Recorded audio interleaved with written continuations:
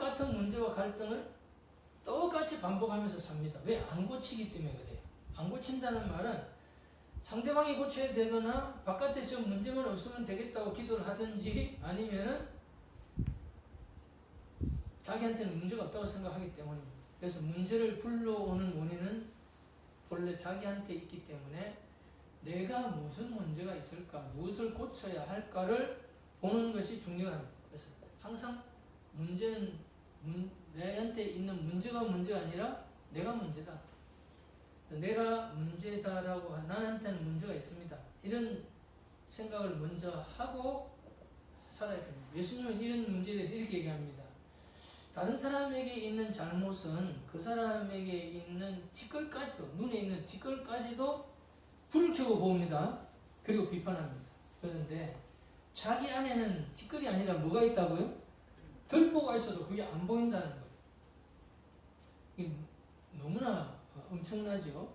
그래서 자기는 잘난 줄 알고, 자기는 똑똑한 줄 알고, 자기는 괜찮은 줄 알고, 자기는 할 수 있을 것이라 생각하고, 자기는 상대방보다 낫다라고 생각합니다.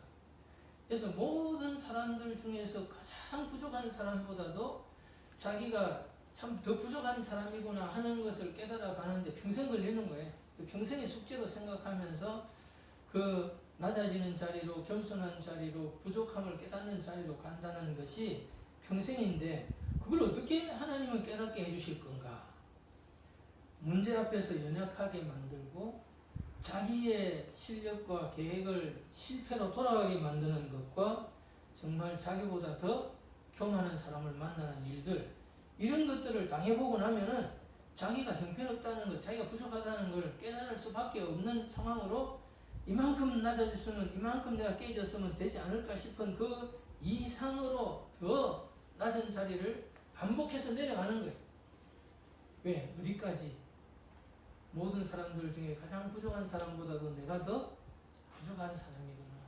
나는 별 수 있는 사람이 아니라 은혜가 없으면 나는 세상에 가장 형편없는 존재 중에, 비천한 인간 중에 하나에 속하는구나 라고 하는 자리에 가는 거예요.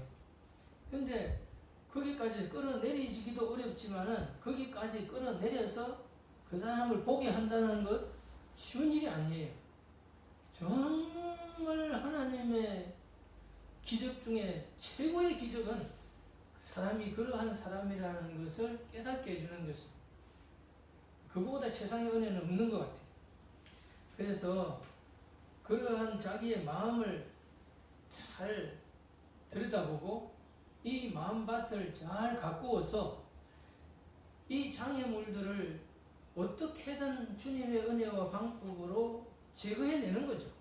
그것이 구체적인 설명으로 다 나와 있으니까 여러분들에게 그런 원수에 대한, 문안들에 대한 그거 하나를 어떻게 해결할 것인가에 대해서 많은 자료들을 넘겨드린 것 중에 하나를 가지고 자기가 그것이 보여지고 또 되새기면서 또 내한테는 이게 제일 참 내 인생을 이렇게밖에 살 수 없게 만드는 가장 큰 원수구나 이러면서 그 하나에 집중을 하는 거죠. 그리고 그걸 실천해보고 그것을 경험해보고 거기서 부족한 건 또 다른 데서도 배우고 또 자료들도 찾아보고 그러면서 그것을 해결해 나가는 것이 중요하다. 그래서 우리가 제일 염두에 둬야 될 것은 똑같은 실수를 반복하는 문제들. 그렇게 하기 위해서는 무엇을 인생에 가장 중요한 걸로 얘기되느냐? 지혜다. 지혜가 제일이다. 지혜는 뭡니까? 어떻게 하면 그 일을 성공시킬 수 있는지, 어떻게 하면 이 문제를 해결할 수 있는지에 대한 해답, 길을 제시하는 것이 지혜이기 때문에 이 지혜를 배우기 위해서 우리는 겸손하게 배우려고 해야 됩니다.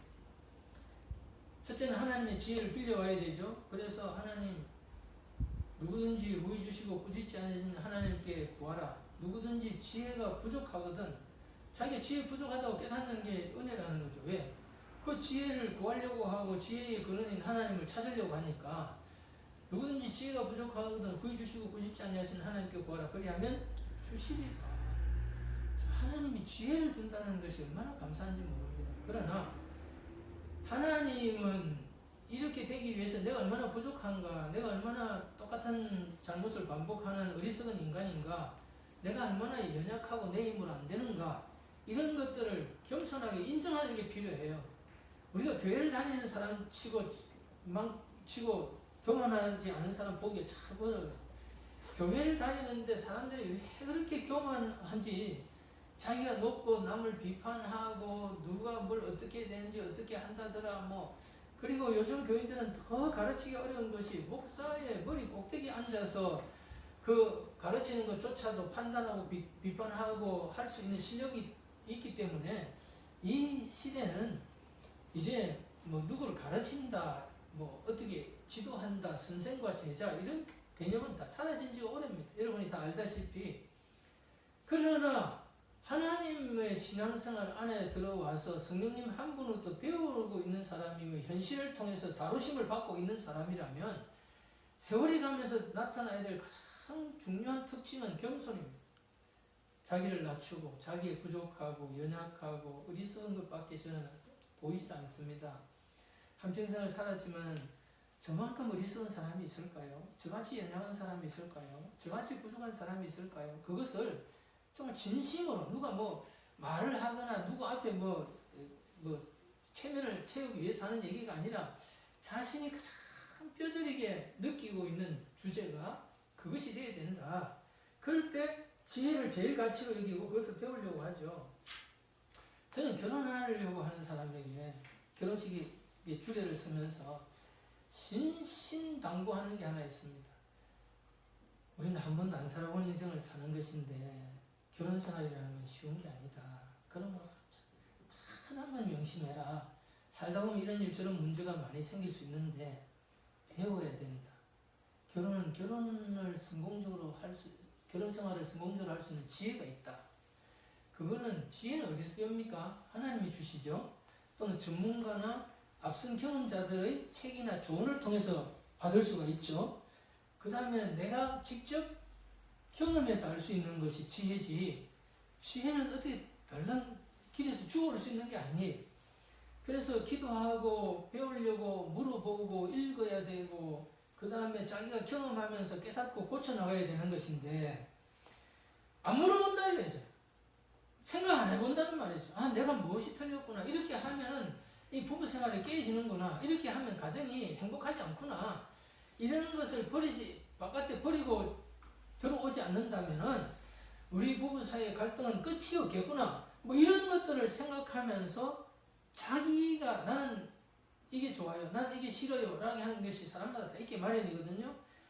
때로는 내가 좋아하는 것도 버려야 되고 때로는 내가 싫어하는 것도 버려야 같이 맞추고 살 수 있는 것이기 때문에 그런 것들을 보면서 더 나은 가정, 행복한 가정을 꾸리기 위해서 끊임없이 노력하고 가꾸어야만 가정이라는 것이 행복해지지, 둘이 좋다고 눈 맞아서 하룻밤 자고 난다고 그게 가정이 되고 그게 행복한 가정이 그냥 하늘에서 뚝 떨어지느냐, 그건 천천만만의 오해다. 그래서 아직 아무것도 모르고 철없이 이제 결혼식을 시작하지만 갈 길이 멀고 배워야 할 게 산더미처럼 있으니 배워서 하나씩 갖고 나가라. 그거밖에는 답이 없다. 긴 세월을 두고 하나씩 버리고 고쳐나가면 된다. 그래서 인생의 문제 앞에서 우리는 문제가 없어지기를 바라지 말고 그 원인을 자기한테 찾고 그러면서 그런 것들을 헤쳐나갈 수 있는 실력이, 내공이 점점 쌓여져 가는 것이 중요하다. 그러면 내가 사람이 변화해져 가는 것이다. 두 번째는 참 자기를 찾아야 된다. 이거는 굉장히 중요한 거였고 이미 충분히 말씀드렸습니다. 세 번째는 자기 자신이 영적 존재라는 걸 알아야 되고 영적 세계를 이해해야 됩니다. 영이란 무엇인지를 알아서 이 영이 하나님과 교통이 영적인 영감을 받는 이 일이 열려 있어야 됩니다. 하나님 나한테 얘기를 하시고 보여주시고 현실의 돌아감 속에서 하나님의 배후 역사가 무엇인지, 숨은 의도가 무엇인지를 깨달아가면서 살아가는 이 영감을 개발해서 살아가는 생활이 매우 중요합니다. 그것이 없으면은 이게 귀신 역사인지 이게 하나님 역사인지도 모르고 정말 많은 일들이 귀신 때문에 일어나고 있거든요. 우리가 김복희 목사님 불러서 초청해서 집회를 해보면 알지만 그 이유 없이 느껴지는 일들입니다. 왜? 그분은 영적인 은사자고 축사의 은사가 있고 지식의 말씀의 은사가 있기 때문에 그러한 영의 세계에서 오는 것들을 가지고 우리를 다루어주면 우리 마음은 미처 이해하지 못하는 속에서 반응을 막 보여요. 그리고 이 구조가 안 바꿔져 있으면은 그 영의 세계가 어떤 강력한 은사자를 통해서 쫓아냈다 하더라도 그건 원 구조가 안 바뀌기 때문에 그대로 돌아오는 겁니다.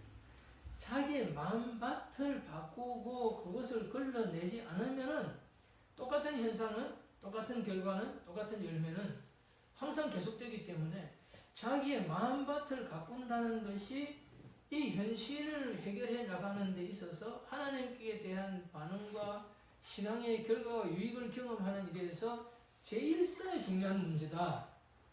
자기를 문제를 본다, 자기를 고친다라고 하는 것이 씨 뿌리는 비유에 자기의 마음밭을 바꾸는 일과 같은 거다 이 말이죠. 그래야 현실이든 신앙의 결과든 하나님과의 관계에서든지 간에 이것에 변화가 오는 거지.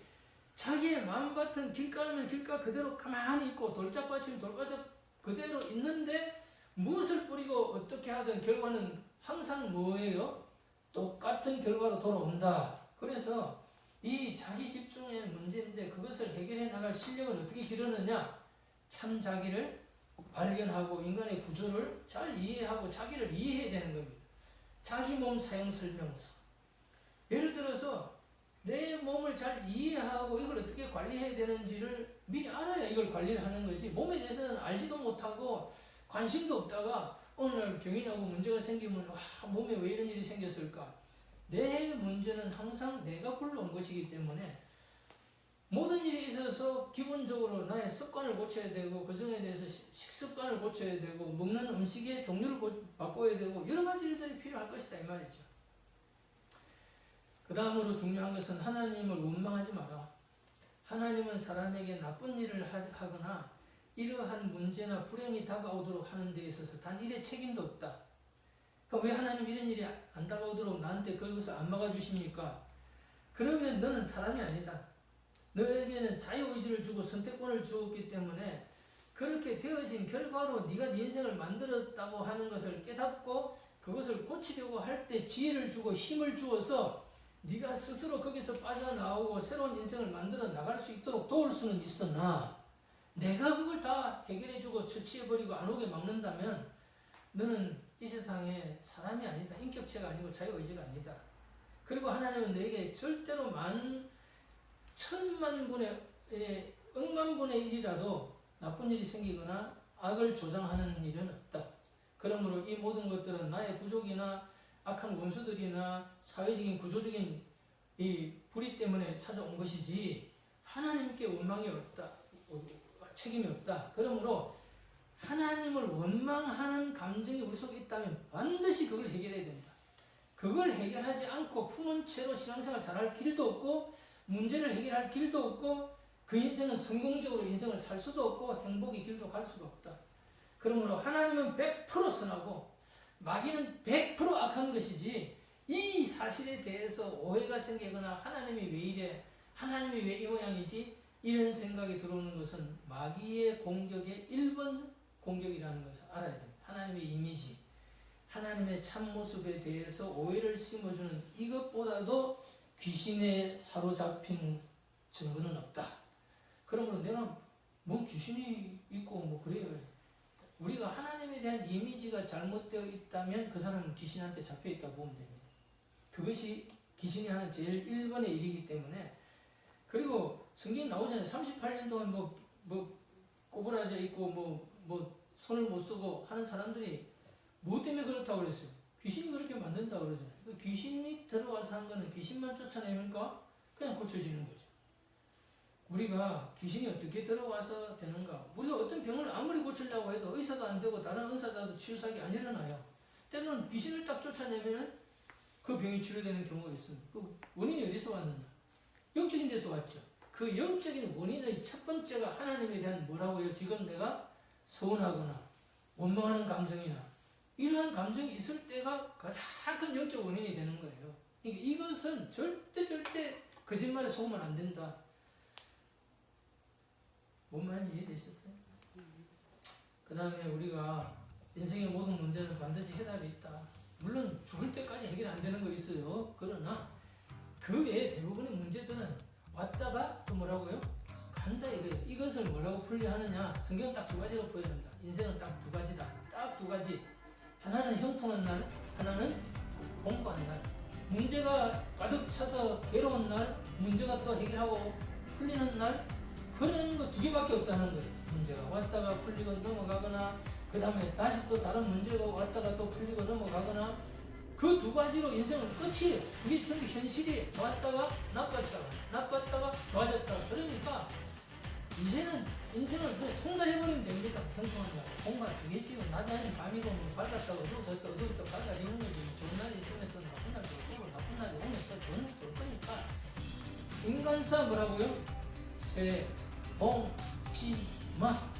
이건 뭐 동서고금을 떠나서 사람이 살아보면 똑같아. 이게 좋은 날만 죽자고 계속되는 인간도 없고, 나쁜 날만 계속되는 날도 없어요. 그 나쁜 속에 또 좋은 것도 있다가 나쁜 것도 있다고 마찬가지예요. 그래서 장애인 때문에 정말 참 힘든 인생을 산다고 해서 그 집에 웃음이 없느냐, 그 집에 행복이 없느냐, 그런 일은 없습니다. 장애인 집에도 웃음이 늘 안 떠나고 거기서 재미있고 행복한 순간들이 많아요. 그러나 또 어려운 일도 있지. 그러면 장애인 때문에 고통받는 그 자녀 때문에 고통받는 집은 그 집만 그렇고 다른 집은 그런 일이 없을까요? 다른 집은 또 제3, 제4의 다른 문제로 늘 똑같다. 그래서 인생은 반드시 해답이 있다.